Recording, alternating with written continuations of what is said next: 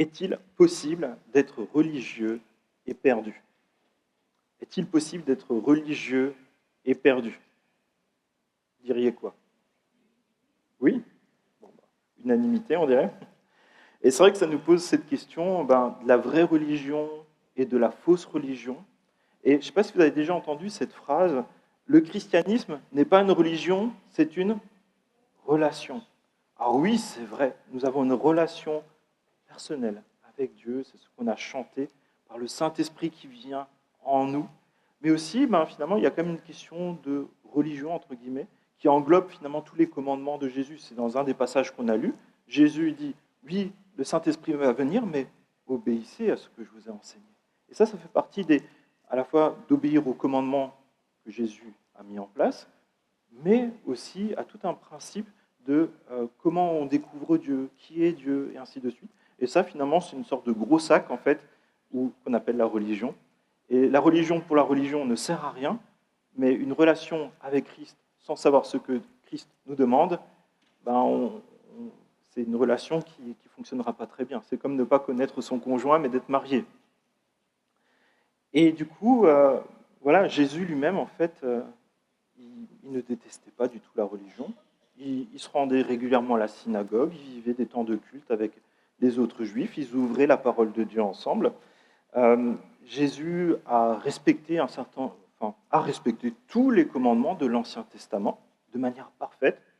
Mais Jésus a aussi fondé l'Église, ce qu'on célèbre aujourd'hui en Matthieu 16, par exemple. Il a instauré la discipline dans l'Église en Matthieu 18 pour expliquer comment ça doit fonctionner, comment on doit régler des problèmes aussi. Il a institué un repas qu'on doit prendre de manière régulière qui s'appelle la Sainte Seine, qu'on peut appeler un rituel, et a demandé qu'on observe, qu'on respecte tout ce qu'il nous a commandé, à savoir déjà prendre la Sainte Seine régulièrement pour vivre en communion, se rappeler que nous appartenons à Christ, que nous voulons lui obéir, que c'est notre Sauveur, notre Seigneur, mais il nous a aussi demandé de nous faire baptiser pour montrer que nous lui appartenons, que le Saint-Esprit vit en nous, et il nous a aussi donné un certain nombre de commandements sur comment vivre notre quotidien dans la famille, dans le couple, dans le travail, et ainsi de suite. Donc en fait, ça c'est le gros sac finalement qui nous donne finalement, ce n'est pas des contraintes en tant que telles, c'est de la bonne matière pour vivre une vie épanouie, qui plaît à Dieu, et une vie dans laquelle on peut aussi avoir cette joie de connaître Dieu et mettre en pratique sa parole. Mais c'est vrai qu'il y a une mauvaise manière finalement de comprendre la religion qui serait que moi j'appellerais carrément de la fausse religion, qui nous amène à faire confiance, pas en Jésus, mais dans des rituels. J'ai fait ça pour toi, Jésus, tu te souviens? Ou alors des traditions, en fait, on a peut-être nos petites habitudes, et je ne dis pas que les habitudes, c'est pas bien, c'est très bien les habitudes, mais en fait, s'appuyer sur les habitudes pour nous donner confiance dans ce qu'on fait, c'est pas une bonne chose. Ou alors on peut avoir des exploits. Oui, moi je suis allé faire ceci, cela pour Jésus. En fait, ça ne te donne pas du tout quelque chose en plus dans ta relation avec Dieu ou dans ce que Dieu te donnera. Et certains vont jusqu'à penser que finalement, comme ils sont très bien, qu'ils sont très gentils et qu'ils font plein de belles choses, est-ce qu'ils ont vraiment besoin d'un sauveur? Est-ce qu'ils ont vraiment, finalement, un problème avec le péché? Ils sont tellement gentils. Et finalement, ça nous concerne tous un peu. On voudrait tous être des bonnes personnes, non? Et parfois, finalement, on peut trouver notre confiance dans le fait de qui on est, ce qu'on veut faire, ce qu'on essaye de faire, au lieu de la placer en Jésus. Et parfois, le fait de vouloir vivre une communion intense avec Dieu, ça commence à devenir une performance religieuse. Et là, ça touche pas seulement les chrétiens, un musulman, un hindouiste, un bouddhiste, un mormon, et même dans la chrétienté, un catholique, un orthodoxe, un protestant, un évangélique, et même un baptiste. Et même un baptiste de l'église de Varennes est concerné par ce défi. Où est notre sécurité? Et les évangiles nous montrent que c'est les personnes qui sont souvent les plus religieuses qui ont eu le plus de mal à accepter quand Jésus leur a parlé, leur a suscité le fait que, en fait, leur vie, elle n'est pas si bien que ça. et qu'ils ont besoin d'un sauveur, qu'ils ont besoin d'un Seigneur pour les délivrer du péché, leur donner une espérance, vivre de manière en communion avec Dieu. Et Jésus prend cet exemple en Luc au chapitre 18, verset 11. Si tu veux bien, Jessica, m'aider. Il y a un pharisien qui est debout et qui fait cette prière. Et il dit « Oh Dieu, je te remercie de ce que je ne suis pas comme les autres hommes, qui sont voleurs, injustes, adultères, ou même comme ce collecteur d'impôts. Je jeûne 2 fois par semaine et je donne la dîme de tous mes revenus. » Jésus dira même qu'ils vont jusqu'à donner la dîme de la menthe qui est devant la maison, donc des mauvaises herbes quasiment, parce que ça pousse tout seul. Hein. Pourquoi ? Parce qu'en fait, juste à l'excès, mais où était leur relation avec Dieu et où était leur compréhension de ce que Dieu leur demandait réellement. Et il y a des personnes comme, vous connaissez un dénommé Saul ?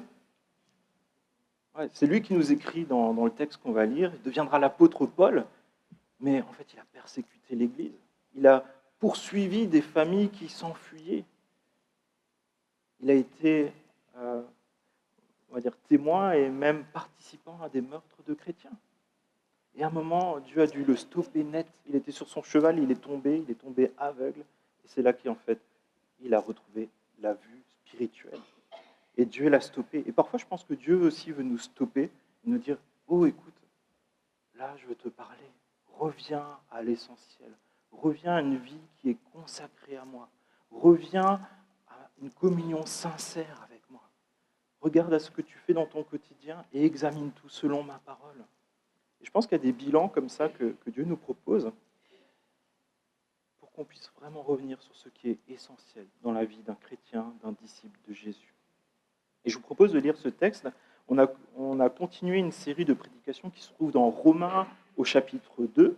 Et on arrive à la fin de ce chapitre et on est au verset 25. Donc Romains chapitre 2, verset 25. En fait, on a cette série qu'on reprend par petits morceaux parce qu'en fait, c'est une série qui nous permet de voir un peu des principes fondamentaux de la vie chrétienne, des doctrines chrétiennes, et ça me permet de nous examiner. Donc c'est parfois un tout petit peu plus conséquent, on va dire, que les prédications habituelles, mais par petites touches, en tout cas, je pense que ça nous fait du bien de nous examiner à la lumière de la doctrine qui se trouve dans le livre de Romains.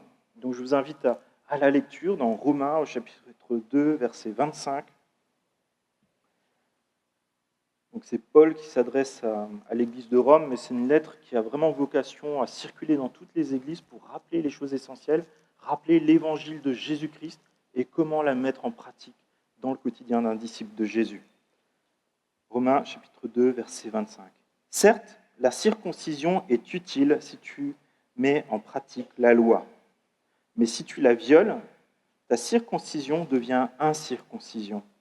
Si donc l'incirconcis respecte les commandements de la loi, son incirconcision ne sera-t-elle pas comptée comme circoncision ? Ainsi, l'homme qui accomplit la loi sans être circoncis physiquement ne te condamnera-t-il pas, toi qui la transgresses, tout en ayant la loi écrite et la circoncision ? Le juif, ce n'est pas celui qui en a l'apparence, et la circoncision, ce n'est pas celle qui est visible dans le corps. Mais le juif, c'est celui qui l'est intérieurement, et la circoncision, c'est celle du cœur, accomplie par l'esprit, et non par la loi écrite. La louange que reçoit ce juif ne vient pas des hommes, mais de Dieu.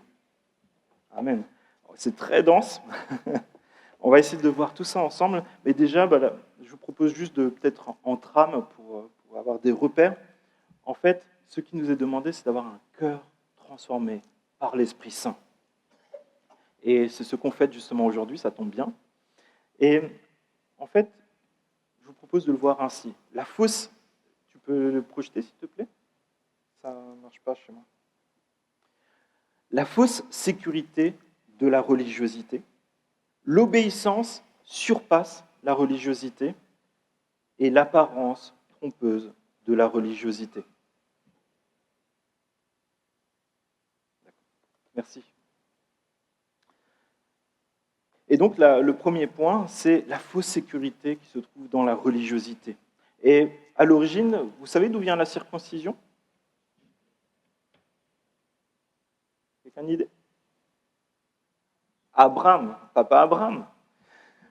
Et c'est Dieu qui lui parle en Genèse 17. Donc désolé, il n'y aura pas de PowerPoint, donc on va feuilleter la Bible aujourd'hui. Si vous n'en avez pas, l'équipe d'accueil peut vous en ramener une. Vous pouvez juste faire comme ça, je pense, s'il y a quelqu'un qui en a besoin. Et donc c'est en Genèse 17, verset 1, Dieu parle à Abraham et lui dit « Je suis le Dieu Tout-Puissant, marche devant moi et sois intègre. J'établirai mon alliance entre moi et toi et je te multiplierai considérablement. » Abraham tomba le visage contre terre et Dieu lui dit « Voici quelle est mon alliance avec toi. Tu deviendras le père d'un grand nombre de nations et on t'appellera plus Abraham, mais ton nom sera Abraham, car je te rends père d'un grand nombre de nations. Je te ferai proliférer, je ferai de toi des nations, des rois seront issus de toi. J'établirai mon alliance entre moi et toi, ainsi que tes descendants au fil des générations. Ce sera une alliance perpétuelle en vertu de laquelle je serai ton Dieu et celui de ta descendance après toi. Je te donnerai à toi et à tes descendants après toi le pays où tu séjournes en étranger, tout le pays de Canaan. Il sera leur propriété pour toujours et je serai leur Dieu. Dieu dit à Abraham, quant à toi, tu garderas mon alliance, toi et tes descendants après toi, au fil des générations. Voici quelle est mon alliance, celle que vous garderez entre moi et vous, ainsi que ta descendance après toi. Tout garçon parmi vous sera circoncis. Un peu plus loin, tout garçon parmi vous sera circoncis, et ce, à chacune de vos générations, qu'il soit né chez toi ou qu'il soit acheté à un étranger en dehors de ta descendance. On devra circoncire celui qui est né chez toi et celui que tu as acheté. Mon alliance sera inscrite dans votre chair comme une alliance perpétuelle. Un homme incirconcis qui n'aura pas été circoncis dans son corps sera exclu de son peuple. Il aura violé mon alliance. Donc là, c'est Dieu lui-même qui demande à ce que les hommes, à l'âge de 8 jours, soient circoncis pour marquer qu'ils appartiennent au peuple de Dieu. Et ça, c'est 500 ans avant que la loi de Moïse, avec toutes les prescriptions qui y sont indiquées, ne soit donnée au peuple. Et la circoncision, finalement, ça va symboliser, en tout cas rappeler la pureté morale, le fait de ne pas faire ce que moi j'ai envie, mais de faire ce que Dieu me demande. De la séparation aussi de l'influence des autres peuples qui se trouvent autour, qui faisaient plein d'autres actes qui étaient parfois abominables, y compris même brûler leurs enfants, et il leur dit « mais vous ne ferez pas comme eux ». Et pour nous, c'est un peu la même chose, c'est une séparation d'une influence mondaine, l'influence de tout ce qui se passe autour de nous, de dire « non, en fait, je ne veux pas faire comme les autres, je veux faire comme Dieu me le demande ». Et c'est avant tout la consécration à Dieu en disant « en fait, je ne vis plus pour moi, je vis pour Dieu ». Et ça marque aussi l'appartenance au peuple de Dieu. Et c'est la communauté de l'ancienne alliance, où il y avait la circoncision physique. Et aujourd'hui, ce qui fait la communauté de la nouvelle alliance en Jésus-Christ, c'est le Saint-Esprit. Et en fait, c'est un rituel que Dieu a ordonné, mais en fait, il y a une grande valeur pour les Juifs. Ça leur rappelle qu'ils appartiennent à Dieu. Ça leur rappelle aussi qu'ils ont une conduite morale qui doit se conformer aux principes que Dieu leur a donnés dans la Bible. Et ça leur rappelle aussi qu'ils ont été rachetés par Dieu pour être ce peuple, mais aussi bénir toutes les nations de toutes les générations qui seront elles aussi appelées à vivre pour Dieu. Donc voilà, ça c'est la circoncision. Mais est-ce que la circoncision, elle suffit réellement à être en règle avec Dieu? Est-ce que ça suffit réellement pour être en communion avec Dieu? Est-ce que ça suffit? Non. Donc verset 25, certes la circoncision est utile si tu mets en pratique la loi, mais si tu violes la loi, ta circoncision deviendra incirconcision. Alors là, on peut avoir deux lectures de cette phrase. Certains diront, mais si vous pratiquez parfaitement, complètement la loi, est-ce que Paul parle de quelque chose d'hypothétique où il dirait, en fait, si vous observiez vraiment, si vous pratiquez vraiment tout ce que Dieu dit, alors oui, là, ça serait bien. Mais Romains, au chapitre 3, verset 23, nous dit, tous ont péché et sont privés de la gloire de Dieu. Et Paul dirait en quelque sorte, vous essayez, je le vois bien, de toutes vos forces, mais c'est certain que vous n'y arriverez pas. Dommage. Mais on voit déjà dans l'Ancien Testament que aucun n'y arrivait. Et Dieu a prévu dès le début, en fait, la possibilité de pouvoir revenir à Dieu, de dire je suis pécheur, j'ai besoin de Dieu, et c'est pour ça que les Israélites venaient au temple devant le prêtre pour offrir des sacrifices de culpabilité, pour dire je suis pécheur, j'ai besoin de la grâce de Dieu. La grâce de Dieu, elle est dans toute la Bible. Alors, qu'est-ce que Paul veut dire finalement aux Juifs, en particulier dans ce deuxième chapitre de l'Épître aux Romains? Paul, vous vous souvenez un peu, il y parle des apparences, il y parle de l'hypocrisie spirituelle, il parle de la nécessité de l'obéissance. Il rappelle que personne ne peut se croire sauvé, personne ne peut se croire justifié ou meilleur en fonction de sa généalogie en disant « Oui, moi je suis un des descendants d'Abraham ».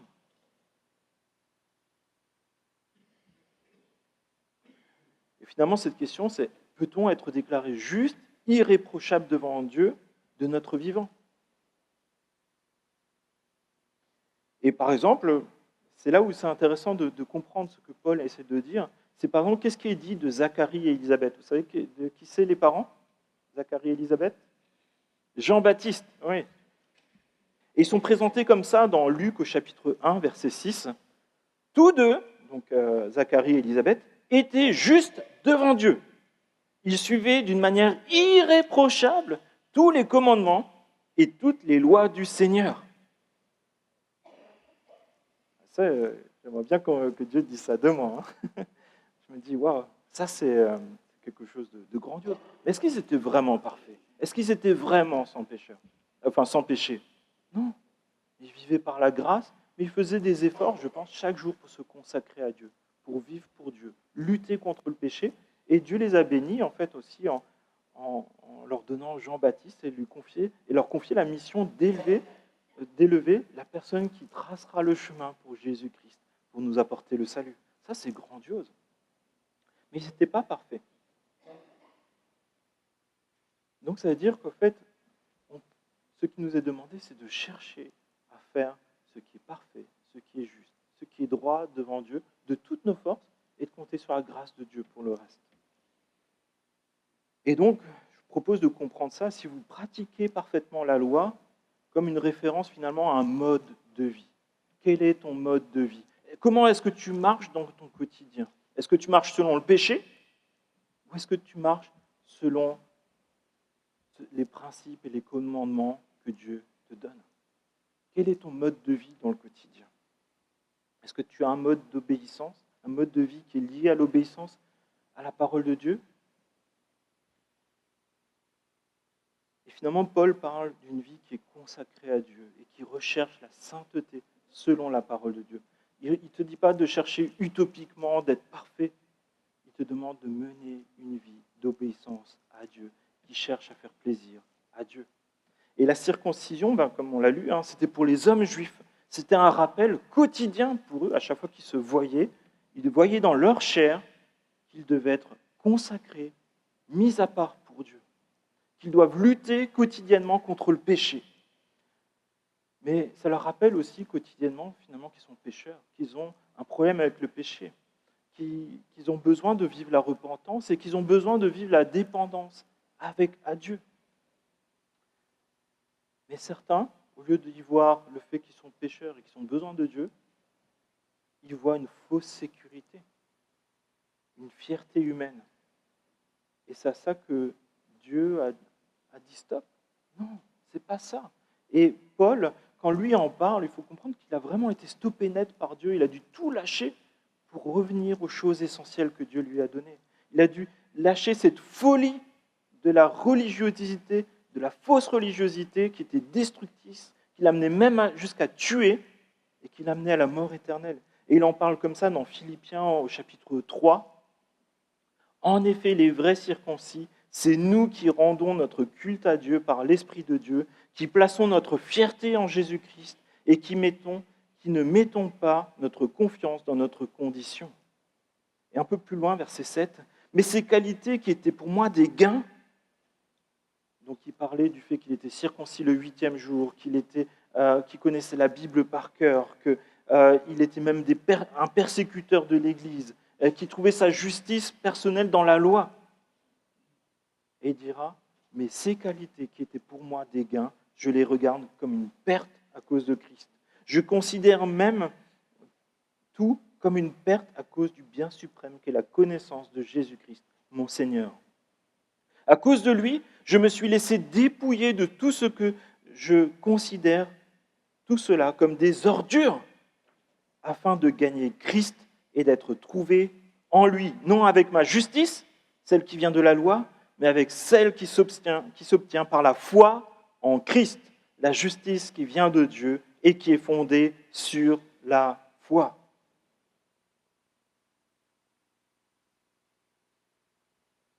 Notre justice, elle se trouve seulement dans notre foi en Jésus-Christ, seul, sur ce que Jésus-Christ lui a fait, sur le fait que Jésus, lui, il a vécu cette vie parfaite et remarquable.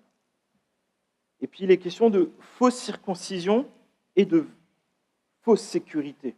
Verset 25, toujours, « Certes, la circoncision est utile si tu mets en pratique la loi, mais si tu la violes, ta circoncision devient incirconcision. » La circoncision, en fait, elle est seulement utile à quelqu'un qui, finalement, obéit à Dieu. Sinon, elle devient incirconcision. Et finalement, c'est peut-être un trompe-l'œil, on a l'impression d'être bien, mais en fait, pas du tout. Si on ne met pas en pratique la parole de Dieu, la circoncision, en fait, qui aura peut-être l'apparence de la consécration, en fait, ça sera un acte plus de rébellion à Dieu encore. Parce qu'on sait ce qu'on doit faire, mais on ne le fait pas parce qu'on pense qu'on n'a pas besoin de le faire, parce qu'on serait meilleur que les autres. Et ça, c'est de la rébellion à Dieu, c'est de dire, en fait, je n'ai pas besoin de Dieu, je n'ai pas besoin de me reconnaître pécheur, je n'ai pas besoin de lui obéir. Et finalement, un rituel, un signe, n'a aucune valeur devant Dieu s'il n'a pas son sens.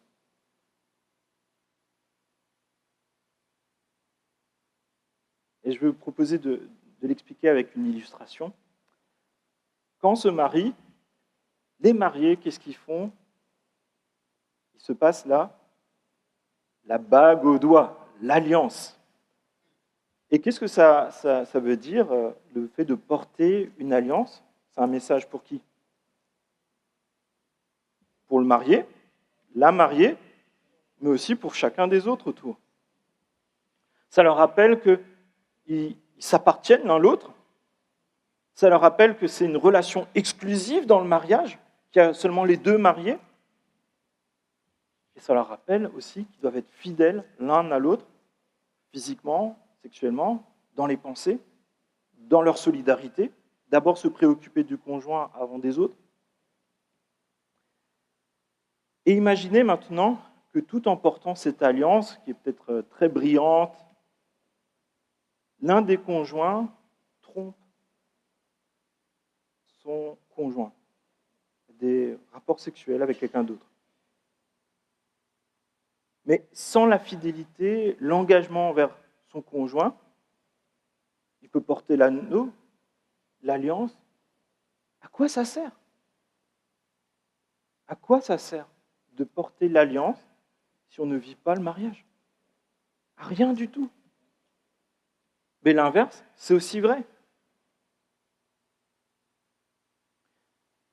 Vivre en concubinage sans l'engagement du mariage, même dans la fidélité, ça consiste à vivre dans le péché.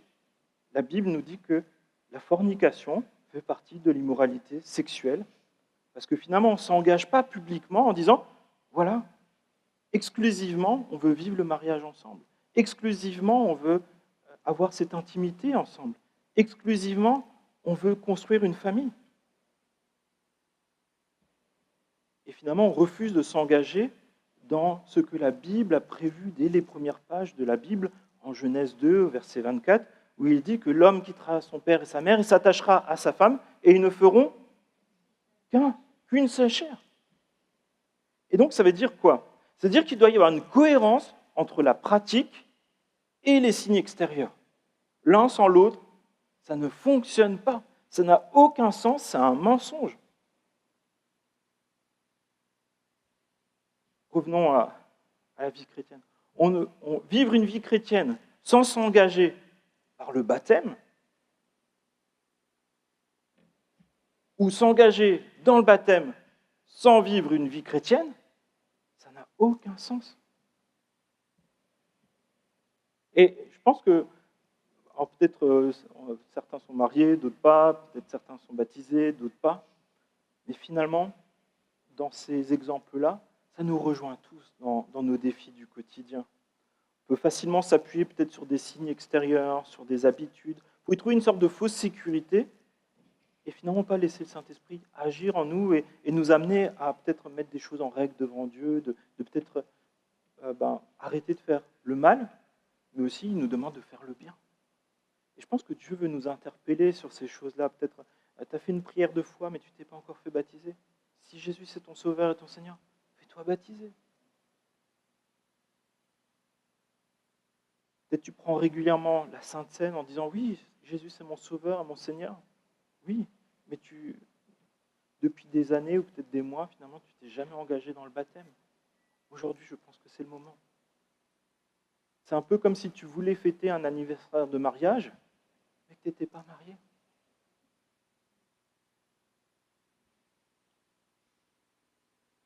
Peut-être tu t'es fait baptiser, tu te dis « je suis sauvé ». J'ai envie de te poser la question, est-ce que Jésus est réellement ton Sauveur et est réellement ton Seigneur, au-delà des apparences, au-delà du baptême, au-delà de ta fréquentation du culte?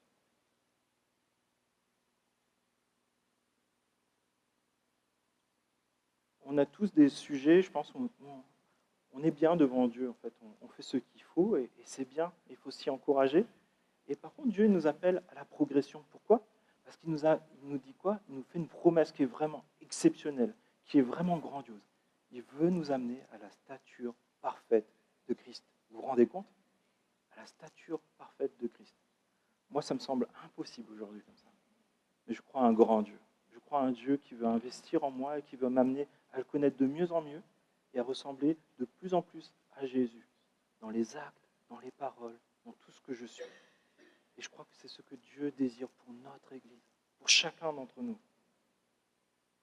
Et ça nous pose vraiment cette question, est-ce que Dieu m'interpelle sur des habitudes, peut-être sur des certitudes que j'ai, peut-être sur des sécurités, des endroits où je me dis, ah, là c'est un peu mon réconfort. Et j'ai envie de te dire, ton réconfort, il se trouvera en Jésus, pas dans des habitudes. À un moment, les habitudes, peut-être même une personne auquel tu tiens beaucoup, à un moment, tu pourras être fortement déçu. Mais de Dieu, tu ne seras pas déçu. Donc, je vous invite vraiment à laisser le Saint-Esprit nous sonder, nous parler, pour chaque jour dire, je veux vivre en cohérence avec ce que tu veux pour moi, parce que je sais ce qui est bon, c'est ce que toi tu veux pour moi. Et je nous pose cette question, est-ce que mon engagement chrétien, est-ce que c'est vraiment ça qui influence réellement, pratiquement, ma manière de vivre dans mon quotidien, ma façon de prendre mes décisions, ma façon de gérer mon calendrier, la façon de gérer mes finances, la façon de gérer mes relations, la façon de gérer ma famille, la façon de gérer l'éducation de mes enfants, la façon de témoigner de Jésus-Christ autour de moi?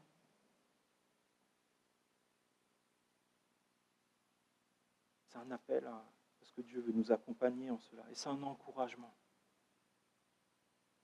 Et enfin, l'obéissance surpasse la religiosité. Le verset 26. Si donc l'incirconcis respecte les commandements de la loi, son incirconcision ne sera-t-elle pas comptée comme circoncision? Ainsi, l'homme qui accomplit la loi sans être circoncis physiquement ne te condamnera-t-il pas, toi qui la transgresses, tout en ayant la loi écrite et la circoncision? Et Paul va plus loin, et là je pense que c'est choquant pour un juif, il dit en fait, tu vois, ce chrétien qui est d'origine païenne, il n'est pas circoncis, mais il obéit mieux à Dieu que toi, alors que toi, tu étais éduqué depuis ton jeune âge dans la parole de Dieu. Ça secoue sur le moment, je pense, surtout si notre certitude elle est basée sur nos connaissances. Mais en fait, Paul, là, il est en train de dire, mais en fait, peu importe l'ethnie dont tu viens, peu importe de ce que tu connais ou pas de la Bible aujourd'hui, peu importe ces choses-là, aujourd'hui, de ce que tu sais, est-ce que tu le mets en pratique? Parce que parfois on se dit, en fait, c'est parce que je ne connais pas ceci, cela, que c'est un problème. Oui, dans la durée, on veut tous progresser pour connaître de mieux en mieux la parole de Dieu, savoir qu'est-ce qu'il veut pour nous. Mais aujourd'hui, le vrai défi pour chacun d'entre nous aujourd'hui, c'est de ce que je sais de la parole de Dieu. Est-ce que je le mets en pratique? Ça nous rejoint chacun personnellement devant Dieu. Et on n'a pas besoin de se comparer les uns aux autres. Mais aujourd'hui, devant Dieu, est-ce que ce que Dieu me révèle, est-ce que je le mets en pratique? Et ça nous engage d'autant plus on a peut-être grandi dans une famille chrétienne, on connaît bien toutes les histoires de la Bible, on a été accueillis par des super moniteurs. En fait, on peut connaître beaucoup de choses, mais aujourd'hui, où est mon cœur devant Dieu? Est-ce que c'est Dieu qui est le chef de ma vie? Est-ce que c'est pour lui que je vis?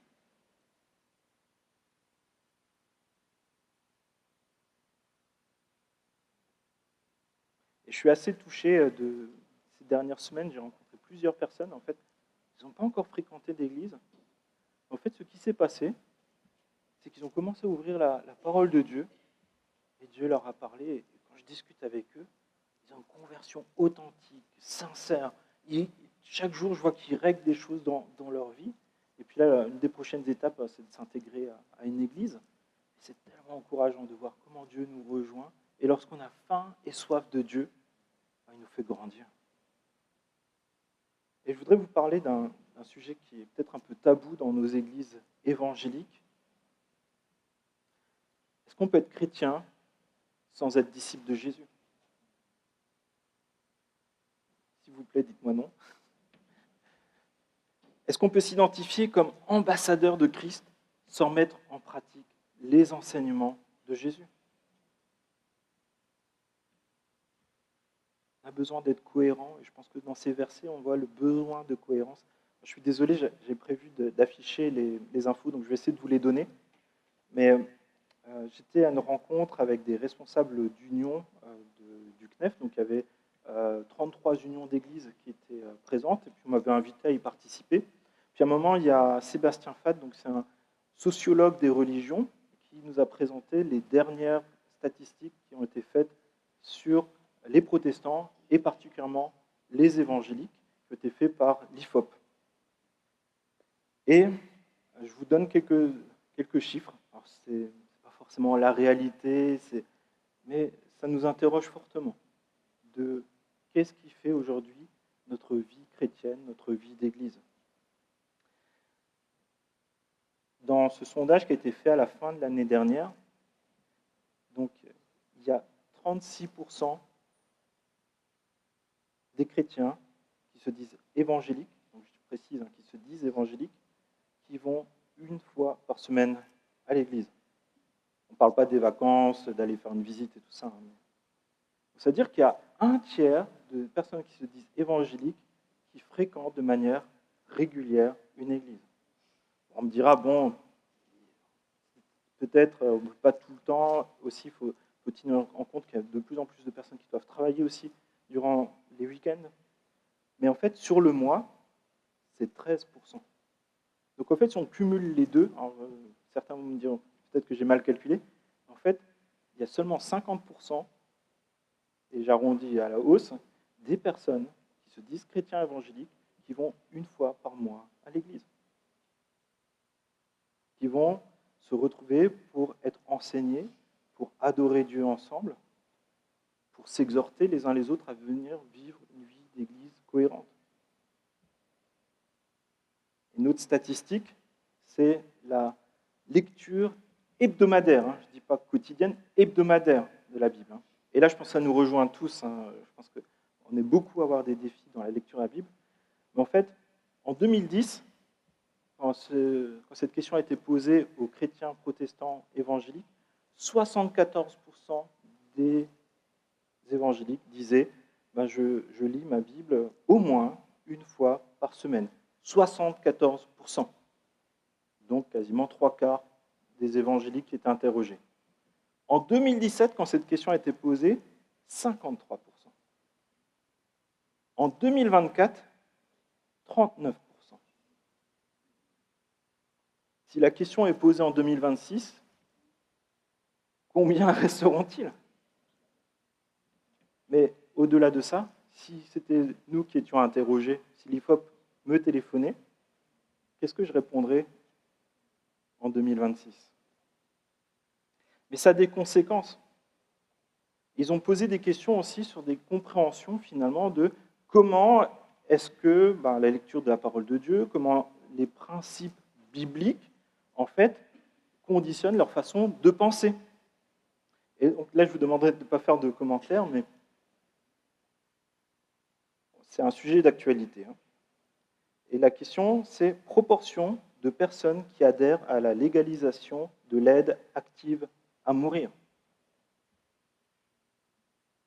50% des évangéliques. Autre question, proportion des personnes qui soutiennent la constitutionnalisation de l'IVG, 57%. Mes amis, je pense que ça nous interroge si on ne fréquente pas l'Église, si on ne lit pas la parole de Dieu, ou si on la lit et on ne la comprend pas, forcément, ça va influencer notre façon de concevoir le monde.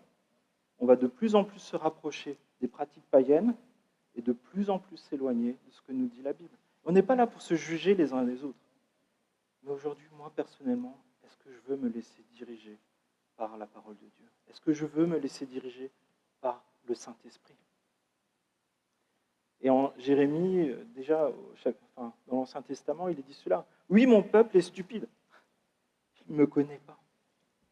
Ce sont des enfants dépourvus de bon sens. Ils sont intelligents pour faire le mal, mais ils ne savent pas faire le bien. Si nous ne connaissons pas Dieu, si nous ne savons pas ce qu'il désire pour nous, ce qui a de la valeur pour Dieu, mécaniquement, on fera ce qui lui déplaît et ça aura des conséquences pour nos familles et ça aura des conséquences pour toute notre nation. Souvent, on se plaint de nos élus, mais est-ce qu'on prie pour eux? Est-ce qu'on se met à part pour servir Dieu, pour l'adorer, être des témoins, être des encouragements autour de nous? Pas pour engueuler tout le monde, mais pour être des encouragements en disant « Oui, la vie est précieuse. Ce que Dieu te confie, ça vaut la peine de le vivre. » Et enfin, versets 28-29, il y a l'apparence de la trompeuse de la religiosité. Le juif n'est pas celui qui a l'apparence et la circoncision. Ce n'est pas celui qui... je recommence. Le juif n'est pas celui qui en a l'apparence et la circoncision. Ce n'est pas celle qui est visible dans le corps, mais le juif, c'est celui qui est intérieurement, et la circoncision, c'est celle du cœur, accomplie par l'esprit et non par la loi écrite. La louange que reçoit ce juif ne vient pas des hommes, mais de Dieu. Et quand Paul parle de faux juifs et de vrais juifs, finalement, il parle du véritable Israël, du véritable peuple de Dieu que Dieu se constitue depuis Abraham. Et aujourd'hui, l'Église de Jésus-Christ fait partie de ce véritable Israël. C'est le rassemblement de tous ceux, de toutes les nations, de toutes les générations qui sont des adorateurs de Dieu par toute leur vie. Et qu'est-ce qui définit notre identité spirituelle? Ce n'est pas sur les choses extérieures. Alors bien sûr, il ne faut pas choquer les autres, mais c'est surtout notre lutte contre le péché, de travailler à la racine de nos pensées pour que, à la racine de nos pensées, dans nos cœurs, ce soit la parole de Dieu, l'amour de Dieu.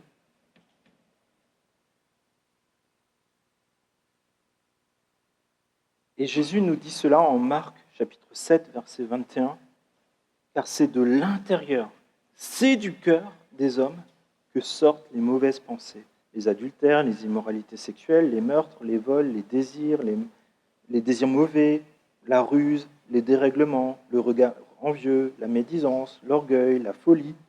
Tout ce mal vient du dedans et rend l'homme impur. Et donc la question qui se pose à nous, c'est de quoi nourrissons-nous notre cœur?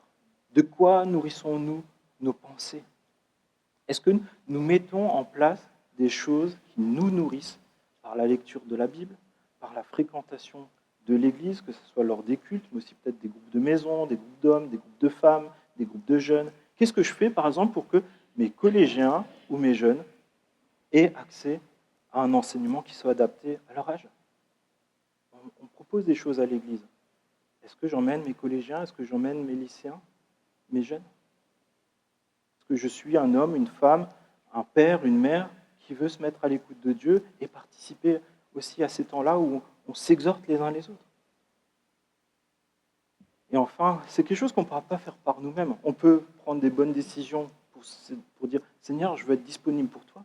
Mais en fait, la circoncision du cœur dont il est question, c'est le Saint-Esprit qui vit en nous et qu'on laisse travailler en nous. Et c'est une promesse qui est faite déjà dans Jérémie au chapitre 31, verset 31. « Voici que les jours viennent, déclare l'Éternel, où je conclurai avec la communauté d'Israël et la communauté de Juda une alliance nouvelle. » Verset 33. « Mais voici l'alliance que je ferai avec la communauté d'Israël après ces jours-là, déclare l'Éternel. Je mettrai ma loi à l'intérieur d'eux, je l'écrirai dans leur cœur, je serai leur Dieu et ils seront mon peuple. » Lorsque nous acceptons Jésus comme notre Sauveur, notre Seigneur, le Saint-Esprit, l'Esprit de Dieu vient vivre en nous. Et ça passe par une repentance où on a besoin de dire « je ne vis plus pour moi-même, je sais que je suis pécheur et que j'ai besoin de Dieu. » S'il n'y a pas la repentance, il n'y aura pas la place pour le Saint-Esprit. Et ça nous engage concrètement dans cette alliance qui ne peut pas être remise en question, parce que c'est l'Esprit de Dieu lui-même qui vient habiter en nous et qui dit devant Dieu « c'est mon enfant ». Et à la Pentecôte, c'est ce que nous célébrons, c'est le fait que le Saint-Esprit vienne et descende sur chacun et chacune des personnes qui déclarent Jésus comme leur Sauveur et leur Seigneur et qui le vivent concrètement. Et le Saint-Esprit nous transforme et te dit chaque jour, tu appartiens à Dieu, tu fais partie de son peuple. Et il te missionne aussi en Actes verset 1, verset 8. Vous recevrez une puissance lorsque le Saint-Esprit viendra sur vous et vous serez mes témoins à Jérusalem, dans toute la Judée, dans la Samarie et jusqu'aux extrémités de la terre. Amen. Et j'ai envie de te dire, là, aujourd'hui, le premier lieu où tu peux être témoin, c'est déjà dans ta famille. Est-ce que la puissance du Saint-Esprit t'emmène à être témoin dans ta famille? Est-ce qu'il t'emmène à être témoin peut-être juste à côté, chez ton voisin de gauche ou de droite? Aujourd'hui, cette semaine, c'est Maison Ouverte. Est-ce que tu es disponible pour Dieu, pour être témoin auprès de tes voisins, pour les aimer tout simplement?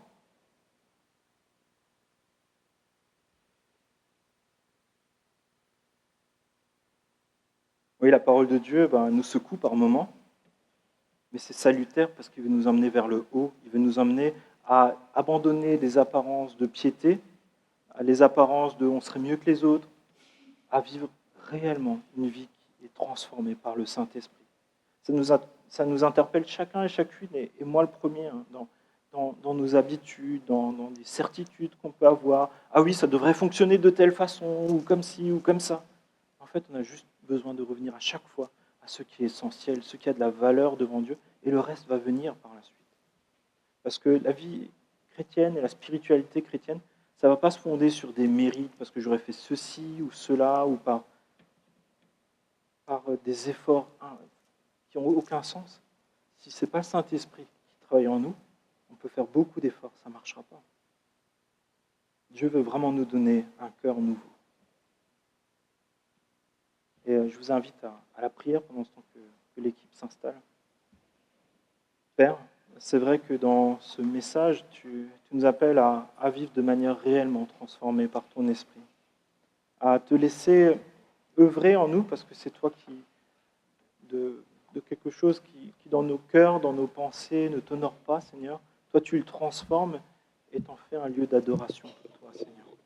Tu fais des miracles dans notre façon de penser, dans nos cœurs, dans notre façon de comprendre le monde. Et je te prie, s'il te plaît, que dans ce temps, tu nous aides à vivre une réelle repentance devant toi, Seigneur. Nous te demanderons pardon de toutes les fois où nous avons négligé de nous mettre à ton écoute. Toutes les fois où nous avons négligé de mettre en pratique ta parole. Toutes les fois où nous avons négligé l'enseignement que nous avons à nous réunir pour vivre des temps dans ta présence, des temps où ton Saint-Esprit nous parle, des temps où des frères et des sœurs s'encouragent, Seigneur. Seigneur, nous te demandons pardon pour tout cela et nous te prions, Seigneur, de nous aider à être cette Église qui t'honore, Seigneur, qui t'honore par déjà une écoute attentive de ta parole, Seigneur mon Dieu. Et pas juste pour accumuler des connaissances, mais pour mettre en pratique ce que tu nous confies, Seigneur. Je te prie, s'il te plaît, de vraiment nous donner un cœur qui reçoit, Seigneur, ce que tu veux nous donner et qui nous donne le courage de le mettre en pratique, Seigneur. Jésus a fait cette prière où il a dit que nous sommes unis au Père et que le Saint-Esprit vit en nous et par la foi, nous croyons que si Jésus l'a demandé, nous l'avons, Seigneur. Et nous voulons le vivre concrètement, Seigneur. Et nous venons là devant toi, Seigneur, avec tous ceux qui le désirent, Seigneur, et nous voulons te dire, règne en moi, vis en moi, transforme mon cœur, transforme mes pensées, permets-moi de te mettre en premier dans ma vie. Je ne veux pas juste faire les apparences, je veux être entier pour toi, Seigneur, en tout, s'il te plaît. Seigneur, s'il te plaît, donne-moi de la faim, de la soif de te connaître et de vivre pour toi, s'il te plaît. Je te prie, s'il te plaît, que tu nous aides à être ces parents, que tu nous aides à être ces membres d'église, ces responsables d'église, qui ont faim et soif de toi, Seigneur, et qui vivons selon ta parole, s'il te plaît. On ne veut pas jouer à l'église, on veut être l'église, Seigneur mon Dieu. Seigneur, venons simplement, humblement devant toi et nous te demandons, s'il te plaît, d'intervenir dans nos vies et dans notre église. Je te prie ainsi dans le nom de Jésus.